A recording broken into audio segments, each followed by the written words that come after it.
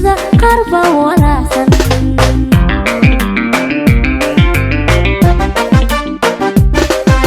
xaqiiqada warankeeda hadduu wariyuhu tilmaamo xogtiisiyo waajibkiisa wargeysyada hadduu ku faafo adigu agar hawga qadan waradkii dhibashada hamoodin haweerarin aragtidiisa xorriyadul qolkana hawiiqin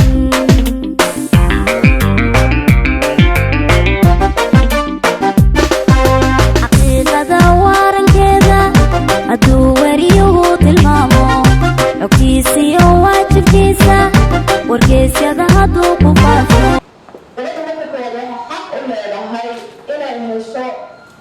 waxbarasho tayada oo institution fiican ay ka soo barato oo warbaahinta waa marka koowaad ay ku soo dhacday inay wariyo noqoto ay ka mid noqoto wariyaasha ku soo jirto inay heshay xaq u leedahay institutionada qayb ka mida waxaan rajeynayaa inay hirgeli doonaan SJS si ay ugu soo baxaan gabdho badan iyo wiilal badan oo ay ku bartaan gabadha gabadheed marka laga hadlo wiiltiisu kama reebana dhibka gabdhaha ay la kulmaan kuwa lagu wiilasha la kulmo waa dareensanahay laakiin haddana gabadha teeda markay meel marto wiilka tiisu iyadana way buuxdaa marka gabadha ay leedahay markay timaado goob shaqo ama shaqo ay soo doonato waxay xaq u leedahay inay shaqo ku hesho wixii ay baratay si weliba bilaashuruud ah sida wiilasha ay shaqooyinka u helaan gabdhahana shuruudda loogu xiro wadaadanahay waana isla soconaa gabadha bilaashuruud markay ka hesho shaqadeeda waxay kala xaq u leedahay inay heer walba ee wiil ka gaari kara raadiyo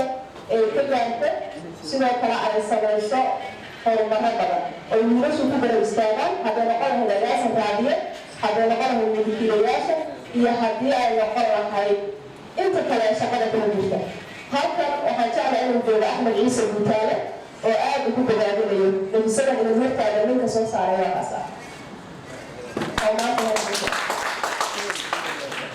marka ilaa heer qofku dabareeyo ka gaarta raadi ka noqoto ilaa heer agaasimaa gaaray wax shuruuda laguma celin si lamida agaasimayaasha halkan fadhiya wiilasha agaasimayaasha noqon doona kuwa tifafirayaasha ah qolyaha hay-adaha inta kale madax joogtan in gabadha ay noqoto midda ugu horeysa ee xafiiskiisa uu xuquuq ka hesha sharaf weyn bay noo tahay dhammaanteen inaynu halkan muqdisho ku daafurno ururkan oo ay isku soo xilqaameen ama ay dusha u riteen dad muddo dheer ka shaqaynayay warbaahinta dad muddo dheer u soo qoraynayay warbaahinta muddo dheer bay qaybtooda aad ugu soo qoraynayeen warbaahinta Soomaaliya meel kasta oo jooga marka waxaa kaloo sharaf noo inaad nagala soo qayb gasheena jiibteen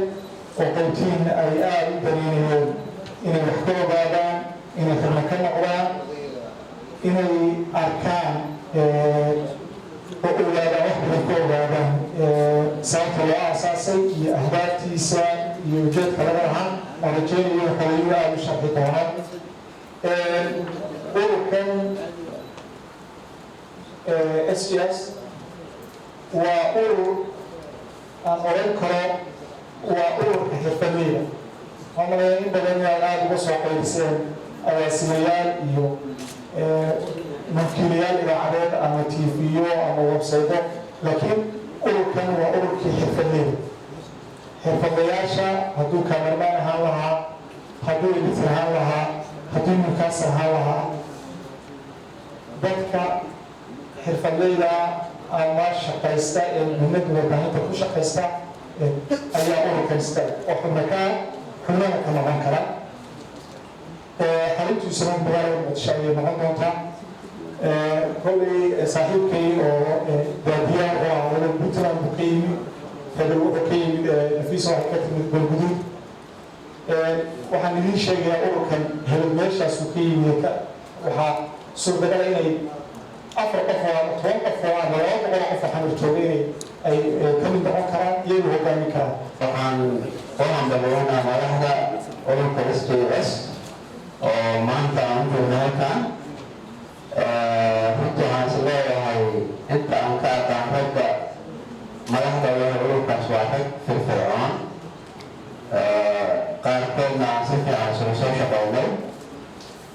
ahaan Cabdallah Mohamed iyo Pakistan.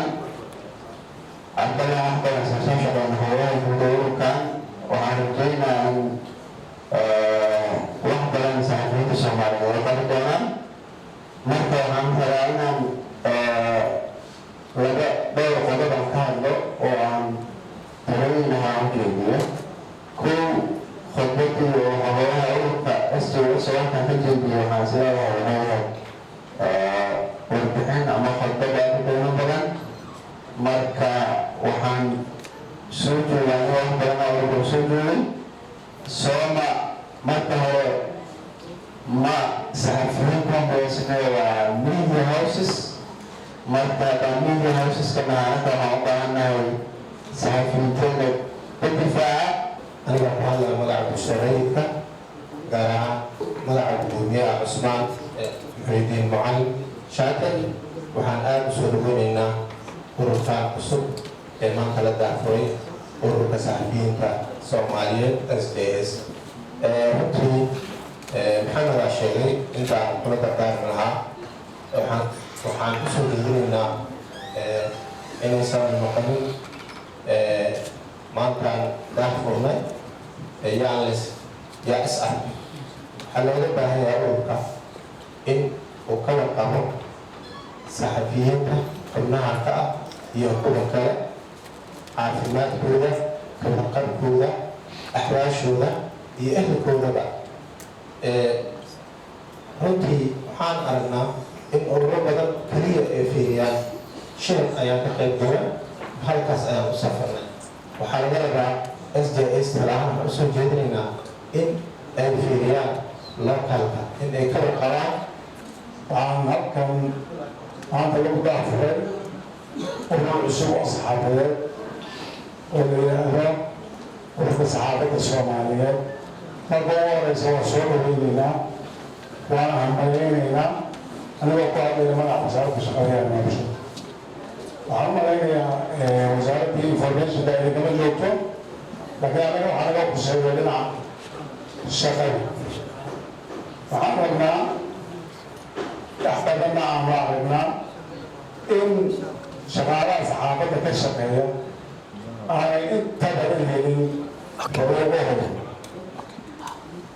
sababtoo ah lacagta ama mushaarka uu ku shaqeeyo iyo minimum wage-ka magaalada yaalla farqi baa u dhexeeya. marka waxaan jecelnahay in halkaa tixgelin laga sameeyo oo la sameeyo qofka suxufiga ahi waxaa laga yaabaa inuu ka shaqo badan yahay dadka inta kale. qof uu taagan yahay, reerkuu raadinayaa, wuu soconayaa, baabuur ma laha, ammaankiisu ma sugna, dhibaatooyin badan buu ku shaqaynaya. tixgelin gaara in la siiyo ayaan halkaa ka codsanaynaa warbaahinada faraha badan ee halkan fadhiya. waxaan jecelnahay annagu inaan idinla shaqayno, si dhow idinla shaqayno. maanta inaan kasoo qaybgalno munaasabadan daafurka ururka saxafiyiinta Soomaaliyeed SJS. sharafeena gudoomiyaha guddiga arrimaha bulshada aqoonka sare nadiir. marka waxaan bilaabinaynaa ururka, waxaan bilaabinaynaa maaragtay waxaan urajaynaynaa qeyb shaqooyinka hadda iyo xogayaha arrimaha nolosha waa arrimo aad u muhiim ah loona baahan yahay. laba kalena ka hormaraan waa saxaafadda aad muhiim u tahay marka la isticmaalo dhinaceeda fiican.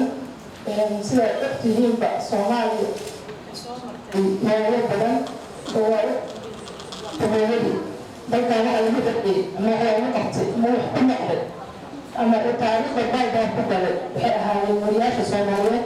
Allah u naxariista dhaqaaqintay iyo baaltiqaa ka dawlad sida hadda ay ku kala la naxariisto ay baarsanad marka iyo kuwa fara badan iyo Soomaaliyeed Allah u naxariistay Abdullah Sambub iyo lama soo koobi karo. marka aniga waxaan ka rajaynayaa fikir halka dibadiisu u baahan yahay inaad kaalin buuxda oo macno leh oo dadka dhalinyarada oo mustaqbalkii beri ah oo mustaqbalkii maaragtay maanta ah inaad ka shaqaysaan horumarka iyo dib u dhiska dalka.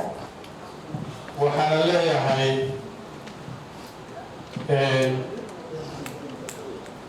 hadday noqoto wixii ay ballan qaadeen iyo hadday noqoto waxaysan ballan qaadinba ayagaa looga fadhiyaa siday shaqadooda u wadi lahaayeen.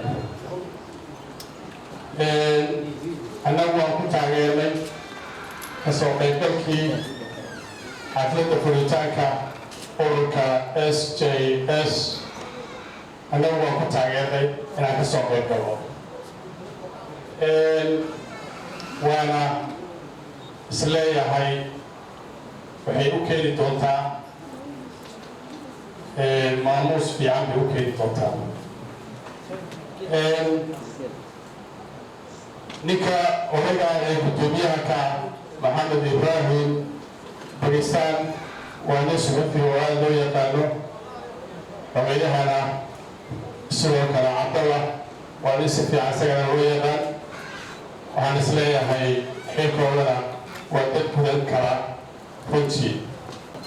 السلام عليكم ورحمة الله وبركاته.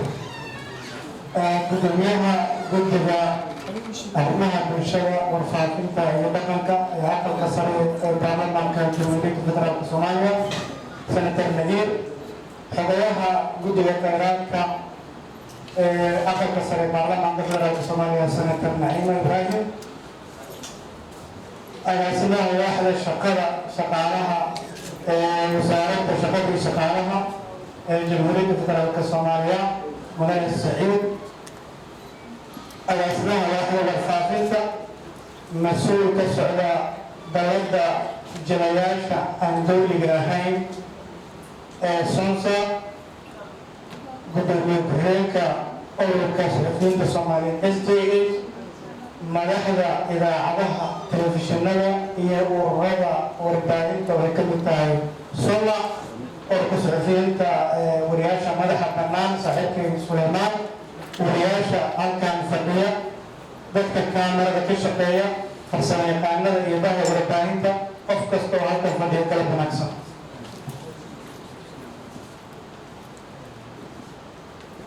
munaasabadan waxay ku saabsan tahay shalay soo bilowday oo looga hadlayay, looga tashanayay, lagu dooranayay maamulka ururka SJS, lagu ansixiyey dastuurka ururka, lagu soo bandhigay xeerka habdhaqanka anshaxa ee loo yaqaano mabaadi'da dhaqanka suxufiyiinta oo markii ugu horreysay meel ka mida Soomaaliya laga hirgeliyo ama laga sameeyo ama suxufiyiin ka mida kuwa dalka ka shaqeeya ay soo bandhigaan.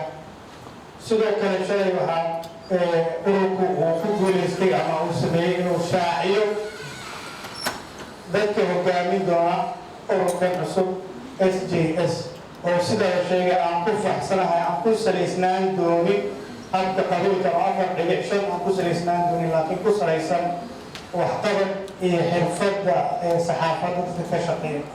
waxaan rajeynayaa in iyaduna ay intaas kasii ballaaran doonto oo dad kale xubnaha ururka ka mid ah aada maqli doontaan dhawaan. ururku wuxuu xoogga saaraya marka ugu horeysa xuquuqda shaqaalaha kasoo bilow dadka tifaftirayaasha ah, dadka kaamirada ka shaqeeya, wariyaasha, farsamo yaqaanada iyo dhammaan xirfadleyda warfaafinta ka shaqeysa noocyadeeda kala duwan. xuquuqdooda xagga shaqada ah, midda hadalka, amniga iyo inay helaan xuquuqaadka dhammaan qof shaqaala uu leeyahay oo ay ku jirto xuquuqda helista caafimaad wanaagsan. ururku waxa uu sidoo kale xoogga saaraya ama ujeedooyinkiisa ka mid ah oo la rabaa inuu kaga duwanaado ururada su-aasha ugu badan ee maalmahan oo dhan dadka ay weydiinayaan maxaad cusub oo aad keenaysaan oo aad rabtaan inaad ku soo biirisaan ururadii hore ku jiray. 3 sano haddii ilaaha yidhaahdo gudahood waxaan hirgelin doonaa xubin kasta oo member ah oo ururka SJS ka tirsan in haddii goobtii uu ka shaqaynayay shaqa la-aan ay ku dhacdo ama shaqada laga ceyriyo in 1 sano inta uu shaqo ka helayo aan siin doono mushaar oo dhigma kii kale. waxaa ujeedadeena ah haddii ilaaha yidhaahdo in 1 sano ugu horeeya shaqadeena aan hirgelino xarun buuxda oo tababar lagu siiyo dadka xirfadda saxaafadda ka shaqeeya ee aan helin fursadaha xagga waxbarashada ama tababarada haddii ilaahay yidhahdo. xaruntaas hadafka koowaad wuxuu yahay in lagu hirgeliyo 10 kombiyuutar oo markiiba ay wada geli karto min 2 qof oo micnaheedu yahay in 20 qof markiiba ay ka faa'iidaysan doonto haddii ilaahay yidhahdo. 20kaas qofna waxay noqon doonaa 20 qof oo baahi u qabta xirfaddaas ama tababarka ku saabsan kaamirada ama ku saabsan wax soo saarka videoga iyo sawirada ama ku saabsan wax soo saarka raadiyaha ama ku saabsan wax soo saarka xagga online-ka iyo printing. waxaan rabnaa oo hadda wadahadalkeeda noo bilowday in sanadka 2020 ayna soo aadan bishiisa January in xubnaha ururka ay helaan ama awood ay u yeeshaan inay helaan kaar caafimaad oo u sahli kara in 5 cisbitaal ee ugu waaweyn dalka marka ay tagaan ama xubin qoyska wariyaha ka mid ah marka uu tago oo caafimaad uu u doonto in loo sameeyo qiimo dhimis ka duwan qiimihii laga qaadi jiray qofka caadiga cisbitaalka yimaada. taasna cisbitaalada 5 ah ee kala hadalnay way aqbaleen. waxaan rajaynayaa in ay sidaas ay dhaqan geli doonto bisha January ee sanadka 2020 haddii ilaahay yidhaahdo. laakiin waa keliya qofka wariyaha ah xirfadlaha ah xubin buuxda ka ah full member ka ah SJS oo qoran. waxaan xagga xirfadda warbaahinta rabnaa inaan kusoo kordhino inaan kor u qaadno tayada warfaafineed. tayada markaan leeyahay awoodda wariyo u leeyahay ama qofka ka shaqeeya media u leeyahay inuu soo saaro wax tayo leh oo marka bulshada iyo dadka dhegaysanaya loo gudbiyo u qalma mid la faafin kara ama maxaa la yidhaahdaa la dhegaysan kara u qalma. waxaan sameynay markii ugu horreysay oo aan rabnaa in ay noqoto arrin maantana halka aan markale ka sheego in isku xirka wariyaasha dibadda jooga ee fursadaha haya ama ajnabi ha ahaadeen ama Soomaali ha ahaadeen iyo kuwa gudaha jooga ee fursadahaas ka faa'iidi kara in loo sameeyo wax la yidhaahdo networking ama isku xir.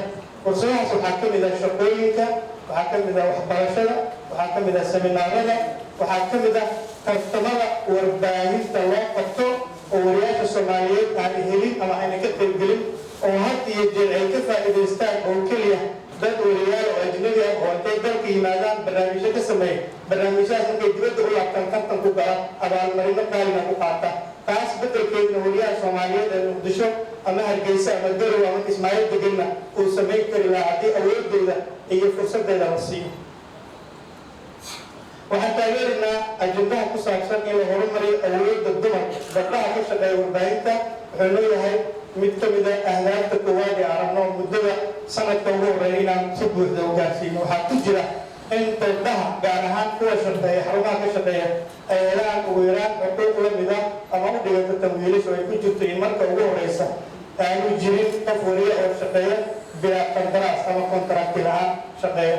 arrintaasna waxaan rabnaa in aan iskaashi kala sameyno dadka xukuma ama madaxda ka ah warbaahinta oo dadaal badan hore usoo sameeyey laakiin iyaga laftirkooda awood darrada xagga dhaqaalaha iyo maaragtay caqabadaha kale ee siyaasadda darteed loogu hayo ay dhibaato ku tahay in miidiyaha Soomaaliyeed uu ka badbaado ama uu ka gudbo xaaladahaasi adag.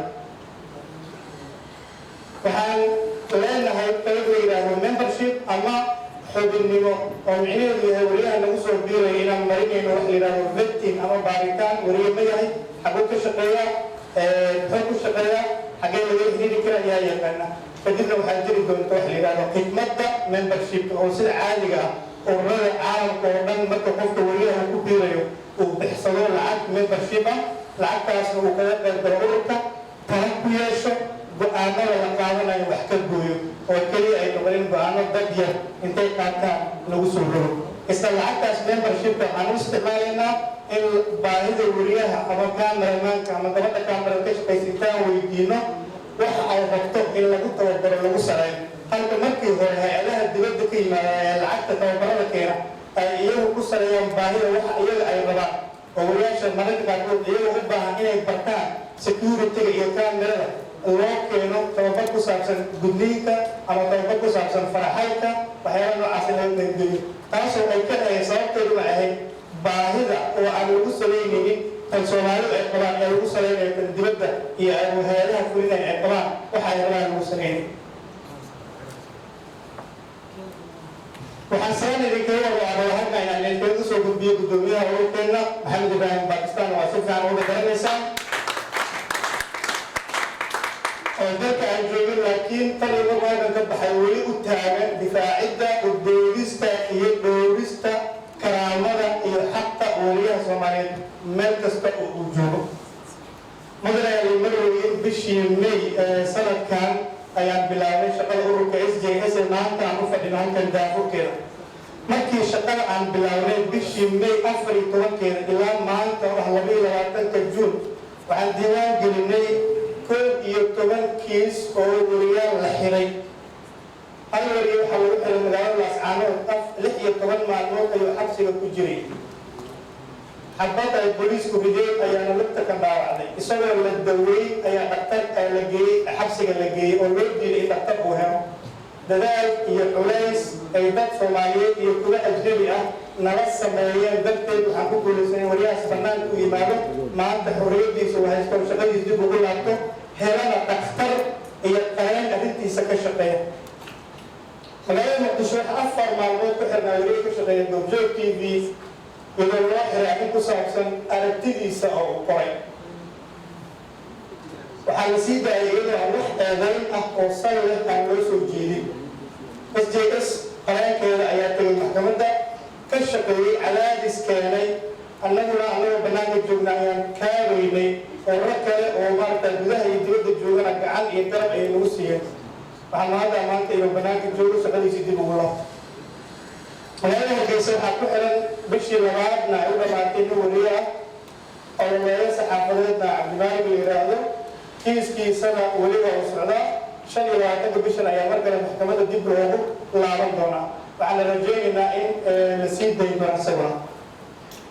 8 kiis ayaa jirtay oo wariyaal la handaday la rasaaseeyey loo hanjabay qaarkoodna lagu qasbay magaalooyinka ay joogeen inay ka tagaan oo magaalooyin kale ay tagaan. 4 ka mida kiisaskaas waxaanu u dalbanay caawimaad kharash iyo amni ku saabsan.